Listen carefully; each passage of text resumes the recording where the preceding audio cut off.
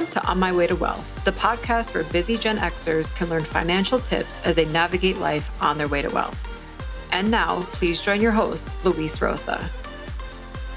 This episode is brought to you by Latin Excellence. Visit latinexcellence.com. That's Latinx, CELLENCE.com or latinxmovement.com to learn more and shop our merchandise. You are excellence.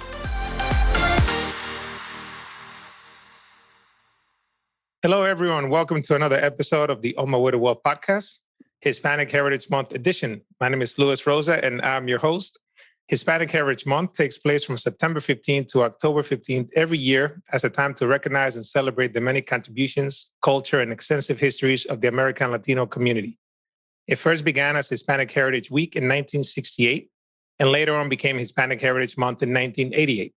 Since then, the month has been celebrated nationwide through festivals, art shows, conferences, community gatherings, and much more. The reason it starts on September 15th is because it celebrates the independence days of several Latin American countries, including Costa Rica, El Salvador, Guatemala, Honduras, and Nicaragua on September 15th, Mexico on September 16th, and Chile on September 18th. It also includes holidays that recognize Hispanic contributions, such as Virgin Islands Puerto Rico Friendship Day, which is celebrated in the Virgin Islands the second Monday in October. For this month, I'd like to highlight individuals who have made a great contribution in the chosen profession and the community at large. So now I'd like to introduce you today to our very special guest, Lyanne Alfaro. Lyanne tells stories about what's next in the world of technology, business, and entrepreneurship. With more than 2.6 trillion in GDP, she's especially passionate about exploring the Latino influence in the world of business, which she speaks about via her newsletter, her podcast, and her platform, Moneda Moves. She's an award-winning journalist, having reported in national outlets including CNBC, NBC Latino, Business Insider, Millie Magazine, and worked on audience engagements as well as strategy. By the day, she is supervising producer and social media content director at NASDAQ, where she tells stories about the future of market technology and business. Bienvenida, Lyanne. Thank you. Muchas gracias, Luis. It's a pleasure to be on your show, and thanks for sharing the history behind Hispanic Heritage Month. Absolutely. I think we definitely need more than a month, right? There's just That's too what much we were going just on. saying. Can you believe this was once just 2 weeks? It took 20 years to make it even a month, but we absolutely need more than a month. We need this to be a 365-day topic because our communities are so diverse.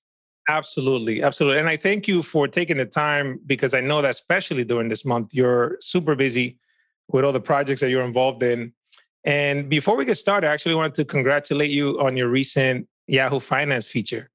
Thank you. Pretty major. Yeah, I was very excited for you when I saw that. And I love what you say, you're like bringing like the intersection, right, of Latinx community and money. And now you're shining a light on that on a major media platform. So congratulations on that. And we'll talk a little bit about more on that later. So yeah, I wanted to just briefly ask you about your background. Tell me how your parents went all the way from Guadalajara to Chicago, if I saw that correctly. Tell me your trajectory and how your family got to the U.S. and all that. Yeah, definitely. So my parents are from Guadalajara, Jalisco, Mexico. They immigrated to the U.S. in search of more work opportunities. And it was namely a drive for my dad, who was studying to be a teacher in Mexico. My mom was a little bit more of an established literature teacher, but my dad had this insatiable desire to kind of uplift the generations that were to come after him. And the U.S. had this promise of work and of more resources in order to be able to build this kind of future. My dad coming from a much lower income neighborhood outside of the Guadalajara bounds in Mexico. And my mom, who was middle class, but still seeking more opportunities, decided to take this journey with my dad. And so she did immigrate as well. My dad secured a job here, and that's how they were able to come here. But I think it instilled in me, especially from my dad's side, this kind of insatiable desire to always learn more. And for my dad, it eventually came through way of entrepreneurship. Today, I mean, he doesn't do, he doesn't have like this highly valued company, but he is an everyday entrepreneur. He's a business owner. So he owns his own construction company, and upgrades homes. He learned different aspects of what that took, all in the United States, by first working with the union, and then decided to take his business all by himself. And I think he's a good representation of the kind of people that we speak about, of people that launch into small business and then a little bit bigger scale entrepreneurship. And my mom definitely gave me a lot of wisdom and support that I needed, in order to be a writer, being a literature teacher, definitely in Spanish, which was my first language, and then encouraged me from there to take those same kind of skills and apply it to when I learned English, to be a writer, to be a storyteller. And those are two very important, I think, threads in my life that I've taken with me everywhere I go. Yeah, that's a really great combination to have. Absolutely. How long ago did your parents first come to the US? They came in the early 90s, so just a few years before I was born. My dad, like I said, came out here for work, and so did and my mom came mostly because of my dad. But she soon, I think, saw the vision that he was talking about, and I was born shortly thereafter. Wow, well, you're making me feel old. It would be listen. We're all on our journeys. We're all on our journeys. I think. The way I think of it is like we all have different cycles, right? And so right now I'm just going through one cycle, and I'm so excited to go through so many, seeing as like I saw my parents go through so many. And that's why we're trying to also build generational wealth, to have the opportunity to have many, many cycles in our lives, and lead many, many lives. Absolutely, that's super important. I came to the US in 1991 from Dominican Republic. So, yeah, I'm familiar with the trajectory. In fact, like my father first came in the late 80s in 87, and then my mother and then the rest of the siblings that were under 18 followed 4 years later. So we are like apart for 4 years. He used to come like during Christmas. Yeah, it was quite the trajectory to finally get to where we were. Now, tell me a little bit about when you were growing up. Did you have to like speak Spanish in the house and then English outside of the house? Was that a thing for you? Yeah, I definitely did. But by the way, though, I don't want to gloss over you coming from the Dominican Republic. I think it's so important to discuss the difference in trajectories that we have as people who immigrate here versus first generation, which is what I am, and even the advantages that I had of having my parents already kind of starting to get their footing in the ground in the U.S. Economy. But I think it's all a trajectory, right? It's all of this incredible story that we get to tell, and so I'm very impressed, and always like try to learn from people like you who immigrate here and then find their roots. And it's like you're living multiple lives all in one life. And it's absolutely incredible to witness and see how incredibly smart, how incredibly resourceful, and how quick people learn when they immigrate and then have to learn to adapt in this economy and in the United States, and building a life here. So I commend you on that. Before I didn't want to just Well, move thank on to you. the next Thank you. question. But in terms of speaking Spanish in the household, that was absolutely a thing. My mom, because she's a literature teacher, she taught me how to write in, libretas, just papel, lápiz, like learning how to do my Like I, calligraphy. oohs, my calligraphy, yeah, all of it. And reading my fables. I read probably I remember reading Don Quixote because it was so challenging, and I was reading it early on. I believe I was probably was I in the fifth grade or the sixth grade? But it was just I was like, whoa, this is really complex, you know. But she definitely had high expectations. The expectation was to speak Spanish at home and always honor that as my first language. Yeah, that's amazing. Yeah, because there's something about like not losing part of your roots, right? So it's important. I've had that similar in my household where like you have to speak Spanish in the house and like speak English outside of the house. And it's funny because even kids that were born here at times like they didn't know English until they went to school. So they had a similar experience to somebody that just came from Mexico or anywhere Yep. else where they didn't speak English. So it's kind of Yep. funny. Well, I didn't know English until I went to school for it either. I didn't start learning English until the first grade.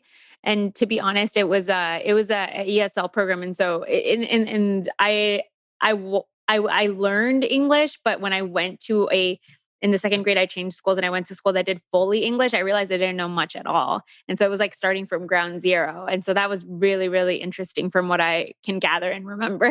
Right. Wow. Yeah, I had ESL as well, English as a second language. I remember it vividly. It was interesting because I remember one of my teachers in seventh grade did not know Spanish. So she was teaching us English, but she couldn't communicate. It was weird. I guess it was helpful to some degree because, she couldn't talk Spanish. I couldn't talk You English. just dive straight into the deep end. Yeah. Yeah. Oh my So that was goodness. pretty interesting. So tell me about when did you decide okay, I want to be a journalist? Was that always in your kind of just from your mom and everything you did with her? So fun fact, I was named after a journalist. Her name is Lyanne Melendez. And how many times I've used her name in presentations. She should probably be getting royalties on how often I use her name. But my dad named me after Lyanne Melendez. And so eventually I did reach out to her. She's an investigative, she's now a general assignment reporter out in ABC in San Francisco. But I did reach out to her and I've met her and I told her this, that, because I was named after her, I looked her up at a very young age. She used to report in Chicago. And I was just very taken by the fact that she was also Latina. She's Boricua, I believe. And reporting and doing amazing, amazing work, winning these awards, gaining representation in a field that I recognized did not have a lot of people that looked like us, that spoke the same language as us. So I thought that was really, really cool. And I thought it was a really cool job to be able to be the messenger, to be able to be the person that gets to deliver the stories and uplift communities. So I was always drawn to it. I was always drawn to reading. I spent a lot of time in the library growing up because I was trying to learn English, but also because I was just a little bit of a loner. Like I definitely spend a lot of time with my head in books, and I like the idea of writing, and I like the idea of using it as a tool for good. Yeah, that's an incredible story. I mean, to be named after somebody and then you become, into that field and then get to meet them as well and reach out. That's amazing. Yeah, no, it was definitely a milestone moment. That is awesome. Now, how do you feel like your Hispanic heritage has shaped your career? Because I know you mentioned not being that many of us and stuff like that. Did that have some sort of impact as you were, just moving up in your career? Yeah, I think that my respect for my Hispanic heritage has always been there, but the integration of it in my career didn't really come until I had some maturity and education around the importance of being Hispanic as it pertains to the larger society and my larger communities. And I think that didn't develop until late college, to be honest, because I was growing up often in spaces with people that didn't look like me. And so even though my mom and my dad always raised me to respect my Mexican heritage, I don't think I appreciated it for all of its richness until I started reading more about my history. I think it became, and by my history, I mean my people's history. Right. So specifically reading about Mexicans, reading about Chicanos, the Zoot Suits, all of the people that have done such transformative work in the United States as immigrants, as first generation, to drive our community. And when I say our, I'm talking specifically about Mexican forward. And then also beginning to look at the power of Latinos at large. And I think my learning about Latinos has not ended. I think a lot of our learning about Latinos is very uh, underdeveloped. And I think that the more that we learn, the more that we're able to thread our professional careers with it, if we so want to, and it becomes richer. And so I think that that's very much my case. I think my understanding of my Mexican heritage definitely helped shape my career further, because up to that point, up to me entering the full-time workforce, I had a very rudimentary understanding of what being Latina meant and what kind of workforce I was about to enter. I didn't really have a good understanding. And when I started reading and talking to other people about what it's like, I had a deeper appreciation for the people who are leaders, and for the kind of work that needs to be done in order to kind of move us forward. And that helped me decide, okay, so what kind of impact, what kind of change do I want to make in my time here? And so that's how I think I moved from just being journalist. I've reported on entertainment, engineering, climate change, to being a journalist with or a storyteller with a purpose. And that purpose was to uplift my communities and in an intersectional number of ways. Yeah, I love that. And I really like how you focus on the financial aspect of it as well, because I feel like that by itself can have a huge impact in uplifting and narrowing the wealth gap that currently exists. I think a lot of us probably don't even realize their strength in numbers, right? And we have a huge economic power, and if we can have more of us, sitting on boards and getting elected to different roles, I think we can have a huge impact. And you were bringing a lot of just highlight to that fact, right? With the work that you're doing. So I really love how you focus on that. I wanted to ask you, what is one of the motivating factors for you now? Is it more like always highlighting and like bringing our people forward in general in your stories and your work?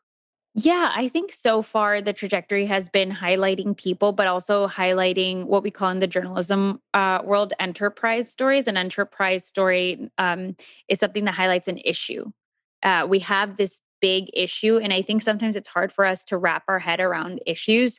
So instead of trying to hold with my arms one huge issue that I can't possibly solve, I focus in on a specific area. So, for example, I may talk about access to digital banking. So then I might talk about fintech. I'll speak with leaders in fintech. We have this issue where there's a big gap in digital banking for Latinos. Meet some people that are trying to make the difference. So I do think that even though I've started in profiles, when I originally started profiling Latinos, I think right now I'm more focused on what are the issues in our communities. So many, but like what issues pertain to different demographics, and who are the key players that are helping to solve them, and bringing these people in rooms together to have conversations. I think is the next step. Right now, I've done more so work in highlighting the numbers. It's like a traditional journalist story, highlighting the numbers, highlighting the people separately that are driving towards change and what the future looks like. It's very much like a journalistic story, the way that I approach things. But moving forward, what I really am interested in is bringing people in rooms to have conversations on, well, how do we create solutions? And it's in real time. We're documenting history, right? I mean, I'm at Latitude right now. This is what is called one of the biggest gatherings for Latinos to talk about money.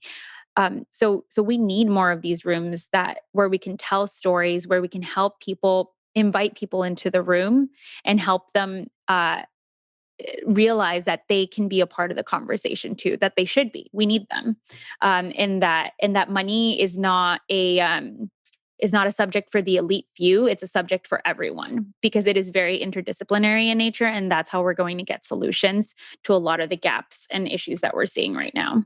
Yeah, I love that approach. That's great. And you mentioned digital banking, and I was thinking, it just made me think of my parents when they first got here.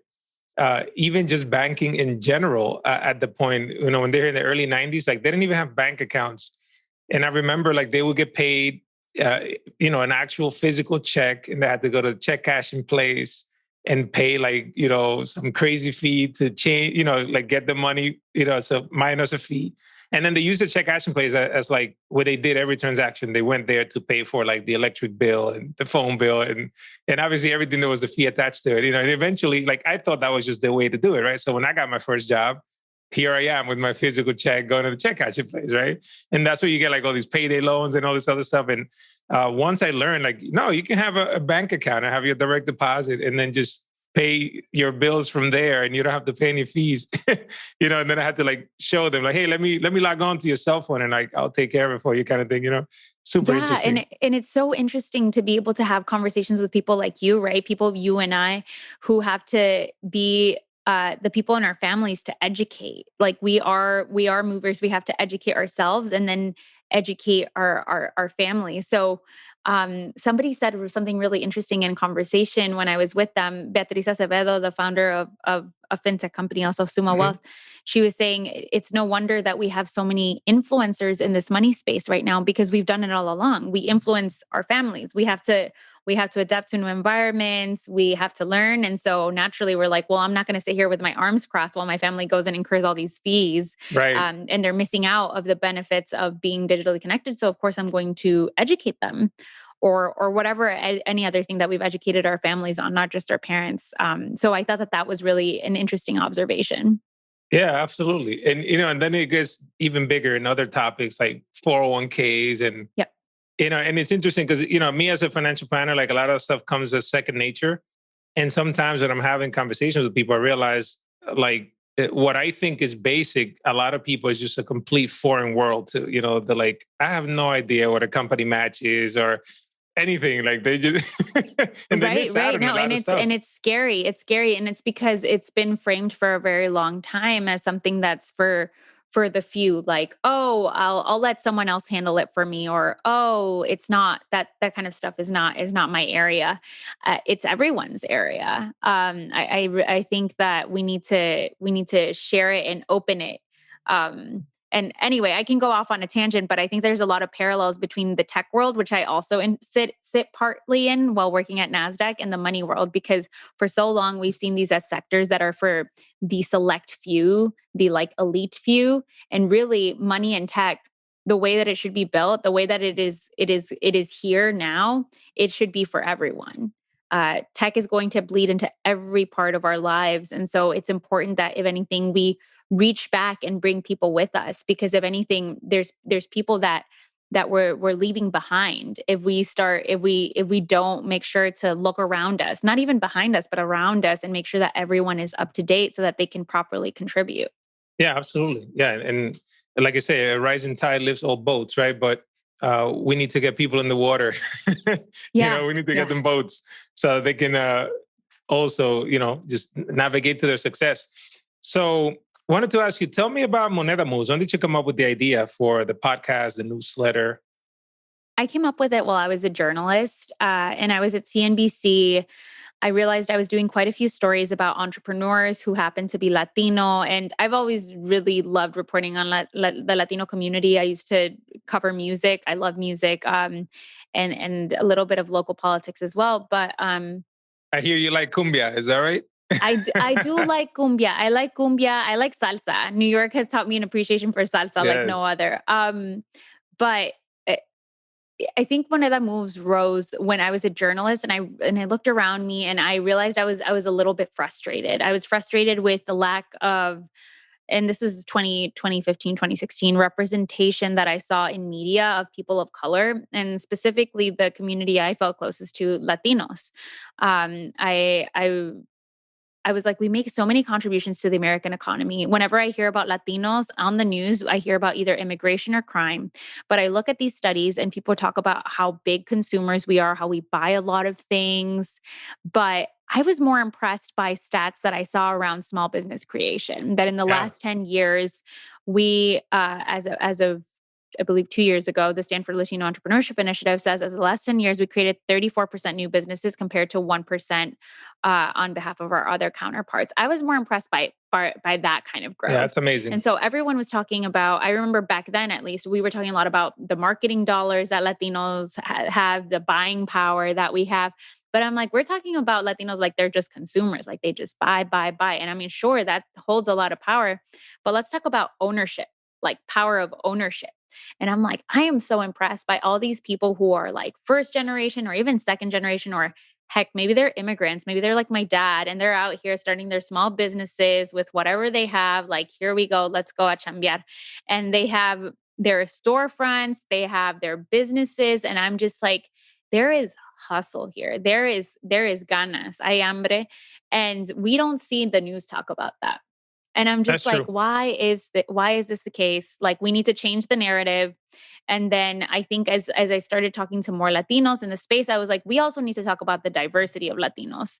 And I think it came to a head, right, with the election we had last year, where we realized Latinos are really all over the board. And we knew this. We knew this. I think we chose not to see it. And when I say we, I'm talking about not everybody, but like several different kind of groups that I'm thinking about. And I think one of them is national media. I think national media chose not to see the diversity of the Latinos. They just called it the Latino bloc. The Latino bloc means a lot of things. We come from so many different places, different socioeconomic backgrounds, political alignments. And so similarly, I think there's just such diversity in how we influence the world of money. So I was just like, you know what? I am going to start a newsletter that focuses on the intersection of Latinos and money, highlighting the work that is already focusing on this. The journalist, me as a journalist myself, giving a hat tip to other journalists out there that are doing a good job at covering the different stories about Latinos and money, informing people about what we're driving and how we're moving things, and then showing other people through other people's stories what are some personal finance moves you can make. So that's what I aim to do via Moneda Moves. The podcast then originated because I had a desire to do original content.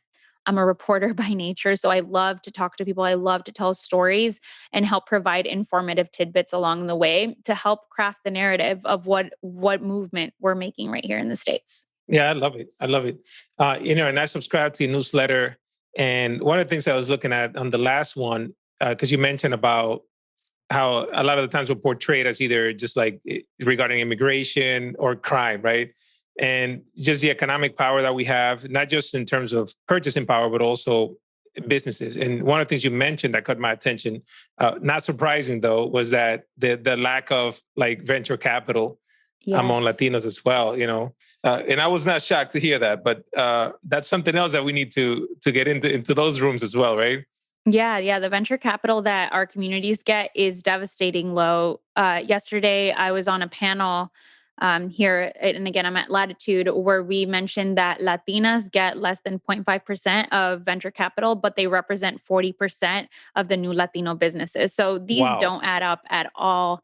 And when you look at Black and Latinx venture funding together, you get less than 1.5% in that venture funding, which is absolutely insane, because then you look at the fail rates of these companies, and the fail rates are lower than their white male counterparts. So that means that, despite the fact that they have lower resources, they're still like failing less. These are good indicators. As a matter of fact, we've had consistent good indicators that people of color make great businesses because they're bringing such a fresh and diverse perspective to the market, and because they don't give up.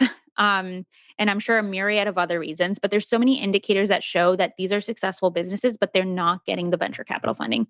And a big solution to that is just getting people that look like us on the other side, writing checks, getting Latinos in venture capital firms, and being able in the position to give that money over to the entrepreneurs. Yeah, and say that, yes, it's amazing how like the what a disparity, like you're talking about like the female entrepreneurs that are Latinas are 40%, but then they're like 0.5% in venture capital. It's insane. That's quite the gap, and I find that runs through through many different industries as well. Like for example, like I'm a certified financial planner, right? And in my industry, the number of CFP professionals that are both combined, Black and Latinx, are just slightly over 4%. So it's like 2.6 something Latinos and like 1 point something Black, and it's like, wow, that is just insane. Like it doesn't represent the population. I have seen those stats, and I was just blown away in some ways, but in other ways, not blown away. Because unfortunately, we have had this big need for financial education. And like you said, power comes in numbers. So we really do need more educators and people representing our voices in our communities out there who understand our communities so that they can better work with our communities. But to your point, I'm hoping that after the last year, we do see more CFPs of color coming onto the scene. There certainly was a surge in new investors due to the changes in making, opening the playing field, right? And trying to democratize investing. But I really do hope that also moved people to say, I'm gonna be certified. I'll be a certified financial planner so that I can work with my community. I hope that some people thought about that, or other ways that they can help educate the community. Yeah, absolutely. I'm hoping to be able to move the needle in that regard. 3 colleagues of mine and myself last year launched the BLX Internship Program, and it's an internship program designed to get Black and Latinx students and career changers into the financial planning field. And we created it last year. We're in year 2 now. Applications will be starting in November 1st. Last year, we placed 36 interns with 26 firms, 20 of which ended up getting a job offer after the internship. including myself. I ended up hiring my intern part-time. He's still in college at the University of Washington. But it goes to show you like one of the common themes that we saw, like a lot of firms that never had a diverse hire before, one of the common things that they always said was that they didn't know where to get the talent from, and I was like, well, now we're going to take that excuse off the table because I'm like, where are you looking? First of all, so now we're looking to go for 100 interns this year, so we're just spreading the word out there. And we have a lot of support, which is great to see, not only from firms participating and getting interns, but also from larger companies that are willing to at least, put some money behind the cause so that we can offer scholarships and things like that to the students so they can go through the CFP certification and all that, because it is a barrier to entry. Even the fact actually, like the internship is paid. So every participating firm has to pay the interns. Because I remember when I was growing up, to me, an unpaid internship was a luxury. I couldn't afford to just take off for the summer and go work at some firm for free. Yes. As a matter of fact, it's great that you bring that up. I also had a podcast episode on Moneda Moves about the importance of paid internships because another thing that I do remember when I had first started full-time in the journalism industry, I saw a lot of personal finance articles. And I couldn't help but notice, I do think that we're getting better as national media about this, but I noticed that a lot of these personal finance experts that they brought on, they were talking to a particular demographic. And this demographic certainly seemed to come from generational wealth. And it just didn't speak to me. It didn't ring true to me. You'd get a lot of career experts also saying, take an unpaid internship, get that experience. And I thought to myself, well, this isn't realistic. This isn't realistic because even though I took very few jobs that didn't involve writing, I always found a way to make a buck because I needed to. My parents were not financially stable. And I don't think we were having those conversations just a few short years ago, especially not at a national level. And when we talked about personal finance, you'd get experts telling people to not spend money on fast food or not spend money on food out. And I say, well, if you know anything about low-income families, it's that they probably don't have the luxury of time, which is one of our most expensive assets, to cook something, much less something healthy at home, given how expensive it is to buy fresh groceries in this country. And if you also knew about socioeconomics, you might also know that people live in food deserts. Right. And so what do people buy when they're in food deserts? They buy things from the Dollar General or McDonald's. Prepackaged stuff. Yeah. So a lot of these personal finance tips did not ring true to me. And I feel like I've taken us off on a tangent here, but I do think the whole subject of addressing the diverse places that people come from is super, super important. Yeah, indeed. No, this is great. This is right on point. I completely agree with you. I think a lot of the stuff is sensationalized. I saw an article in one of the major publications recently that was kind of breaking down like a budget for somebody that made like 15 an hour or something. It was so ridiculous though. Like they went about it like so nonchalant. Like, you see those rules of thumb, like, 70% for living expenses and save 10% and whatever. And I was just like, there's just no way. Like that particular person couldn't afford to live in New York City with that wage. So like the whole budget rule of thumb was just completely out the window. It was not realistic, I completely agree with you, so thank you for bringing that up. So where can people find Moneda Moves? I'm going to put it in the show notes, but where is it in terms of the platforms, what websites, social media platforms, et cetera? Absolutely. So we are on Instagram at Moneda Moves. And I have a weekly newsletter that's at monedamoves.substack.com. We use Substack because it's the journalist preferential newsletter vertical in me. And then we have Moneda Moves on Apple and Spotify for podcasts. Oh, nice. Okay. And I'll be sure to put a link to all those in the show notes as well. This is great. Yeah. I know that you're working on a project. I don't know if you can say much about it, but if you could say anything about it with Dominican Productions and Mombazo. I saw something on your Instagram. I replayed the intro so many times. I was driving my wife crazy because I really liked that music, just really was uplifting. So if there's anything you can share, because I know it's not out yet, can you tell us anything about it? So yes, indeed, we are working with Dominican Productions, a production company, POC and LGBTQ plus based out in New York City, as well as Bombazo Dance Company.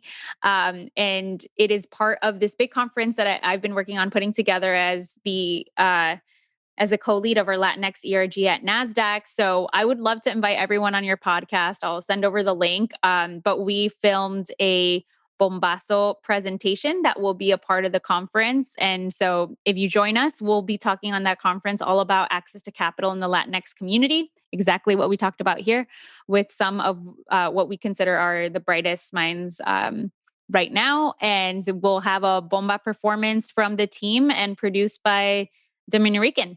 Wow, that sounds amazing. I would love, if you can share the link, I definitely share that with the audience and send it on the newsletter as well. This is great. Yeah, when I saw that little clip on your Instagram, I was like, this is, it spoke to me, especially being Dominican myself, for sure. Yeah, bringing a little bit of flavor. And I mean, I'm sure people on your podcast listening might know, but I think bomba just has such a rich history. I learned about it through my Puerto Rican friends and in New York, but it has these rich African roots and then mixed with Puerto Rico. I just think its history is so fascinating. So we'll also be having an educational section on that as well. Love it. Now, speaking of flavor and richness, what is your favorite Latin cuisine? Ooh, okay. I go to what I know first. Latino is just too broad. We're talking too broad. Mexican, because I grew up with it at home, is chile relleno. But I have to say, mofongo is pretty Ooh, close second, and bandeja paisa is pretty ooh. close third. Yeah, those are some heavy hitters. Have you, I don't know if you eat seafood or not, but do you ever had shrimp fungo? I have not had it with shrimp. No, Oh, yeah. If that if sounds you so like good. shrimp, yeah, shrimp fungo is definitely one of my favorites. Oh, that sounds amazing. I'm gonna have to go find a spot here. Find a spot, yeah. Maybe not in San Diego. Probably gonna have to go to the Bronx somewhere. I'm gonna have to go back to New York. That's what's gonna happen. Absolutely. One more thing I wanted to ask you was, if you were in an elevator with somebody and it was going to be a short ride, right? Maybe 30 seconds at most, and they were never going to see you again. What is one or a couple of things that you'd like for them to have as a takeaway after having met you? Mm. Any piece of advice that you want to share, whether it's for Latinos, Latinas trying to go after their dream, or just in general, that you could be like, all right, listen, we're never going to speak again. And if this is the one thing I can share with you, here's what I would like you to know and take away. Yeah, I would encourage people to, especially after this tough year that we had, to look within yourself and ask yourself if you're giving the gift that you have within you to the world, and if you aren't, to try to figure out a way to make that possible. There's so much that you can give to the world, and I do believe in kind of like a circular way to the world, that if you give, you will get, but don't give with the expectation of getting. And so give your gift to the world, because amazing things will come of that, and amazing fulfillment comes of that, and so much learning and growth does as well. Yeah, I love that, and I think you hit it right on the head when you say fulfillment. I think one of the greatest joys that you can feel is when you're giving something, especially without expecting in return, and just knowing that you're having some impact in somebody else's life. I think is priceless. Yeah, without a doubt, and I think we can help each other, uplift each other, and like I said, I like also how you said looking around you, not just behind you, right? Because we're a community, right? That's Yeah, amazing. absolutely. Yeah, thank you. I really appreciate you coming by, and I look forward to seeing what else you got going, because I know that you're doing so many great things, and I'm sure you're going to have more ideas coming up for the podcast in terms of guests and things like that, and the newsletter is just going to continue to grow. So I will share all of the links to Moneda Moves on the show notes so that people can sign up for it. Yeah, I signed up for it myself. It's extremely educational and just bringing things to the forefront that you need to know about and get involved. So thank you very much, Lyanne, for coming by. And yeah, good luck with the rest of Latitude as well. Thank you. Thank you so much, Luis. And have an amazing Hispanic Heritage Month. And also, rest of the year, keep doing what you're doing 365 so we can continue the movement and inspire other people to do the same. Yeah, absolutely. Without a doubt. Thank you so much. Thank you, everyone, for tuning in. Just stay tuned and be sure to check out the show notes so that you can sign up for Moneda Moves and also check out the podcast on Apple and Spotify. Thank you all for tuning in. I'll see you in the next episode. Thank you for listening to On My Way to Wealth. If you have any questions, please send me an email at luis@onmywaytowealth.com. The information provided here is for information and education purposes only. The opinions expressed herein are solely those of myself, unless otherwise specifically cited. Material presented is believed to be from reliable sources, and no representations are made by my firm or myself about other parties' information or accuracy or completeness. All information or ideas provided should be discussed in detail with a financial advisor, accountant, or legal counsel prior to implementation. Thank you.